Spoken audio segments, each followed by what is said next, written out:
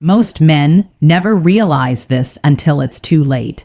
The words they were afraid to say are the very words she was waiting to hear.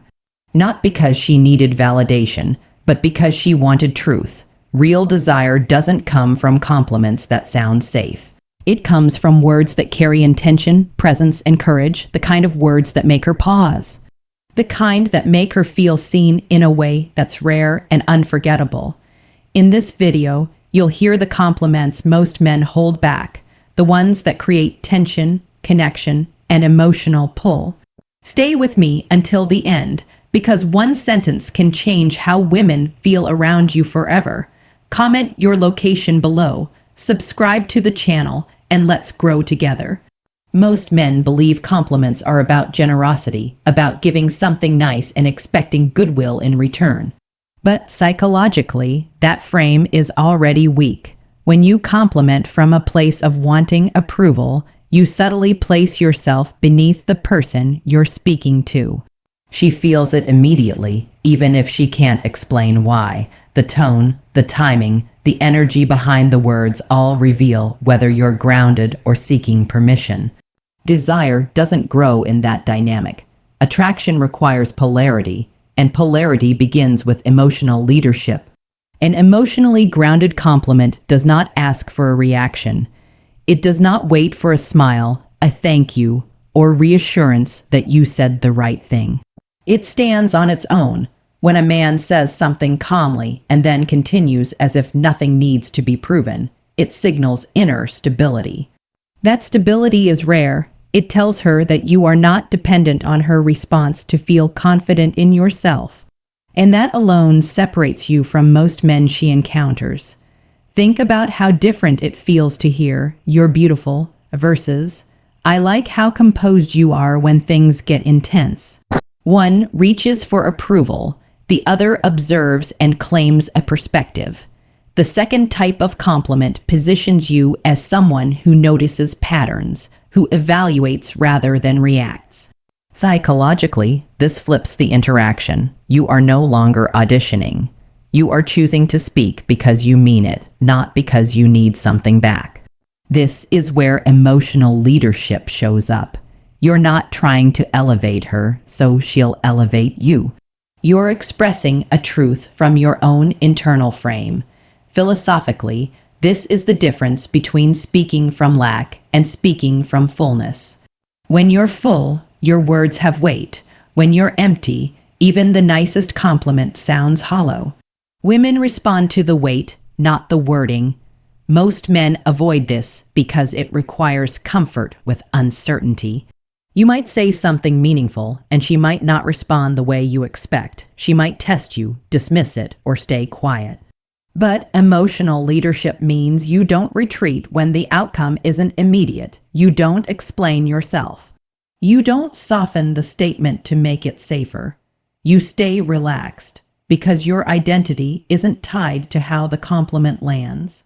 Over time, this creates a powerful internal shift. She begins to feel that your attention is intentional, not automatic. That your words are selective, not cheap. And when attention feels selective, it becomes valuable. Desire grows in that space, not because you tried harder, but because you stopped trying to be chosen. The truth is simple and uncomfortable. The compliments that trigger desire are not about saying more. They're about needing less. When you speak from inner certainty, your words don't chase attraction.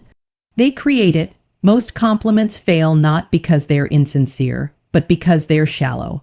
They stop at the surface and never reach the part of a woman that actually governs attraction. Appearance-based praise is common, expected, and easily forgotten. She's heard it her entire life. When you focus only on how she looks, you're speaking to the most visible part of her, not the most meaningful. Desire, however, doesn't live on the surface. It lives in identity. When you acknowledge a woman's identity, you're engaging with how she sees herself or how she wants to be seen. This requires observation, presence, and restraint. You're not reacting to what's obvious. You're noticing what's consistent. The way she carries herself when no one is watching, the way she responds under pressure, the way she chooses her words. These traits form her internal narrative, and when you reflect that back to her accurately, it creates a powerful emotional response. Psychologically, this works because identity is where people store their sense of worth. Complimenting identity feels intimate because it suggests you've been paying attention over time. You're not just attracted to her, you understand her. That distinction matters. Attraction flatters. Understanding connects. Most men never cross that bridge because it requires patience and emotional discipline. You can't rush identity-based compliments. They land best when they feel earned, not performed. There's also an element of trust involved. When you speak to her identity, you're implicitly saying, "I see you clearly." That can feel exposing, even unsettling, because it bypasses the social masks people rely on.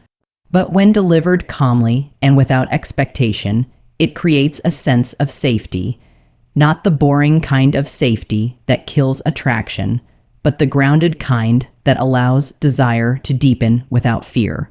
Philosophically, this is about respecting her as a whole person rather than reducing her to a feature. When you say something like, "You're surprisingly thoughtful," or "You have a steady presence that people respond to," you're not trying to impress her. You're articulating a truth you've already accepted. That confidence is what gives the compliment weight. It doesn't ask for validation. It offers recognition. Men often avoid these compliments because they feel vulnerable. They worry about being wrong, misunderstood, or ignored. But leadership in attraction means being willing to speak truth without rehearsing the outcome. When you're grounded in your own perception, you don't need her agreement to stand by it. That emotional independence is what makes your words memorable. Over time, these compliments reshape how she experiences your presence. You become someone whose words mean something. Someone who doesn't talk just to fill space, and that shifts the dynamic from casual interaction to emotional significance. Here's the reflection to leave with. Anyone can admire what's obvious. Few have the courage to recognize what's essential. Be the man who speaks to identity and watch how deeply your words begin to land. Desire doesn't respond to safety alone. It responds to tension, and tension only exists when there is something at stake. This is where most men retreat. They keep their compliments polite, neutral, and carefully worded, hoping to avoid discomfort. But in doing so, they remove the very element that makes attraction come alive. The compliments that trigger desire carry a quiet risk, not recklessness, not vulgarity, but clarity. A compliment with tension reveals intention without explanation. It doesn't ask for permission. It doesn't soften itself to protect the listener or the speaker. It simply states a truth and allows the silence afterward to do the work. Psychologically, this creates a moment of uncertainty. And uncertainty sharpens attention. When she doesn't know exactly where she stands with you, but senses confidence and restraint, her mind leans in. This is why safe compliments often get polite reactions, while bold ones linger. When a man says something that slightly disrupts the emotional equilibrium, it creates movement. That movement is felt as chemistry. The key is that the risk must come from honesty, not shock value. A grounded statement like, "You have a presence that pulls people in," carries more tension than exaggerated praise because it implies awareness and choice. Most men avoid this because they confuse confidence with outcome control. They believe confidence means knowing how the other person will respond. In reality, confidence is comfort without certainty. It's the ability to stand by what you said regardless of how it's received. When a woman senses that your emotional state doesn't depend on her reaction, it signals strength. Strength is attractive because it feels stable. There's also a philosophical layer here. Desire grows where there is freedom. When your compliment leaves her free to respond however she wants without pressure or expectation, it respects her autonomy. Paradoxically, that freedom makes her more likely to engage. When words feel like a demand, desire contracts. When they feel like an offering, desire expands. These compliments also introduce polarity. You're not blending into agreement or approval. You're expressing a distinct point of view. Polarity requires difference, and difference requires the courage to be misunderstood.